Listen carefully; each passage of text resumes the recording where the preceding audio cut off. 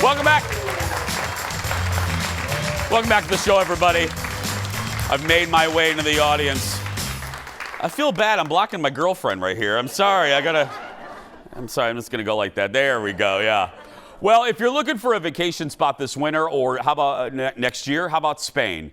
Our very own Stephanie Hansen, our foodie queen, just got back, where she helped a group of people experience the sights, sounds, and of course, the tastes of the country. Stephanie joined me to share some of her food highlights. You're going to want to come to the TV because it's going to make you hungry. Take a look.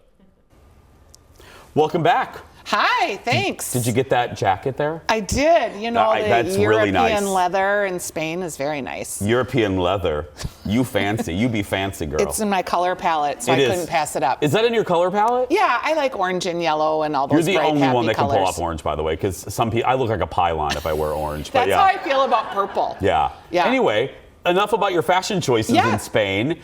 Overall, you had a good time? Yes, leading a trip of a large group is a fun experience. It's a learning experience. I learned a lot.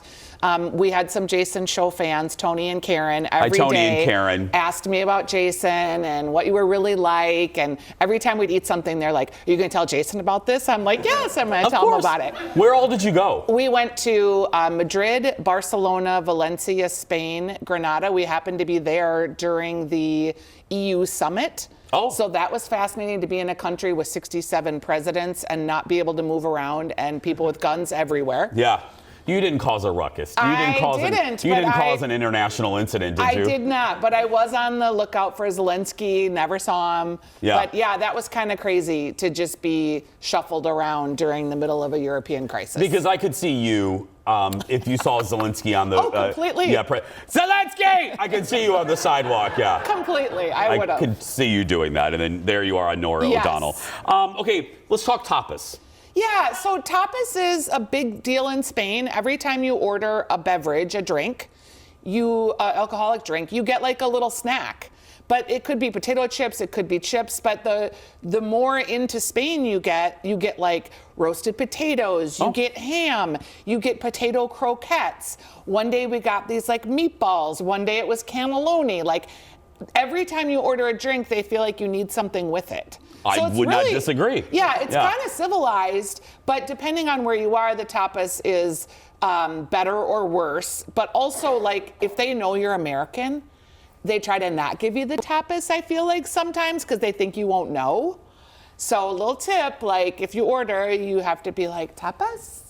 Oh, really? Yeah, but then you're the pushy American. Well, I'm already the pushy American. There is that, yeah. So, I was told, as I'm getting prepped, Jeff said, she ate at gas stations. Now, I'm thinking Quick Trip, but no. Quick Trip's a good gas station. No, we drove literally through the whole coast of Spain, and you eat at gas stations there, and they're like lunchroom cafeterias with like real hot prepared food. So like we in the 50s, Woolworth. It was like the diner inside the pharmacy and kind of. And like they make fresh pasta and fresh sandwiches. And when we said we were eating at a gas station, everyone was like, and the first gas station wasn't awesome, but they got progressively better.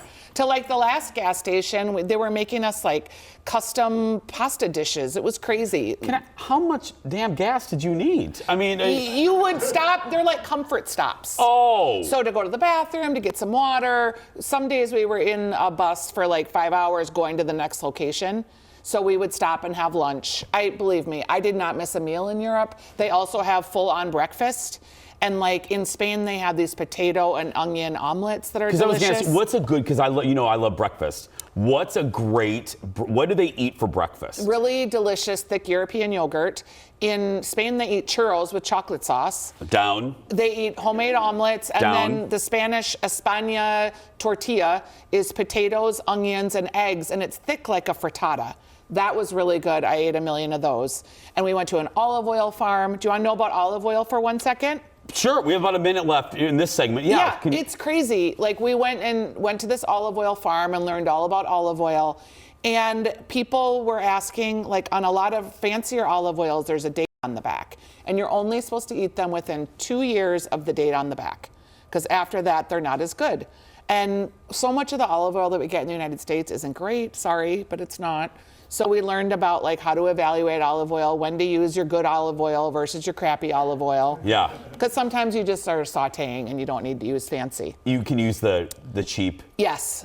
Quick Trip, not Quick Trip, but just a cheap version. Yes. Yeah. Quick Trip's olive oil is probably pretty good, It is actually, actually, because they probably buy it in bulk. Costco's is too. And Quick Trip has really good chicken fingers. I'm just going to say, yeah. Oh my gosh, they do with the waffle fries. Yeah, we need to do a gas station food segment. We do. We've been talking about that for years.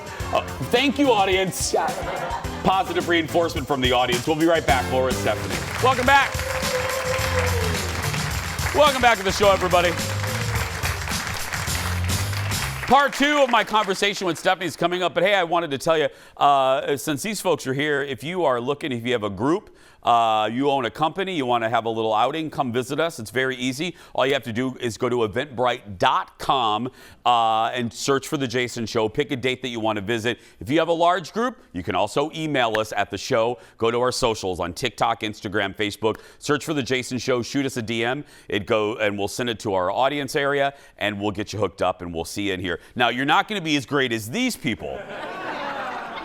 You're not going to be as good as them, but, Well, October is here, and in the world of Stephanie Hansen, October means one thing and one thing only.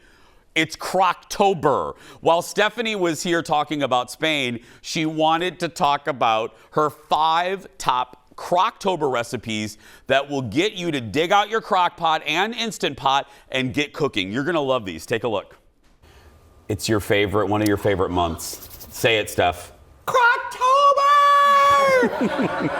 I had to plan ahead for Crocktober because I was traveling. So I have a recipe going every day so that you can get through Crocktober. And there's some Instant Pot recipes too. I was just going to ask, do you let Instant Pot in there? Because on the Instant Pot setting, you have a slow cooker setting. Yeah. So it can be a multi-use gadget. But when I came home and I saw the leaves on the ground, I was so happy. I was like, it's Crocktober! I know. You'll be proud of me. I used my Instant Pot already. Okay. I pulled it out and I made homemade chicken chili. Yum, delicious. So good. Yeah, thank you, audience. Let's start with yours, though. Butternut squash soup. Talk to me. Okay, it's squash soup season, and your slow cooker is an awesome way to make butternut squash soup.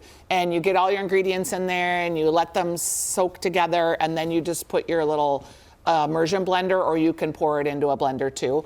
But it is squash soup season. It sounds Pumpkin easy. soup. It is easy. And you know what? If you don't want to use squash, you can just open up a can of pumpkin pie. Not pie filling, pumpkin. Sorry. There is pumpkin pie filling, so I don't want to confuse you. Pumpkin filling. Yeah. Pumpkin pie, they're different. One has spice, one doesn't. Use pumpkin. Just pumpkin, and you can just put that in your slow cooker too with some broth, a little apple juice. And we will say stephaniesdish.com. We're gonna have all these recipes, so don't worry that we're going fast. Number 2, I don't know, girl.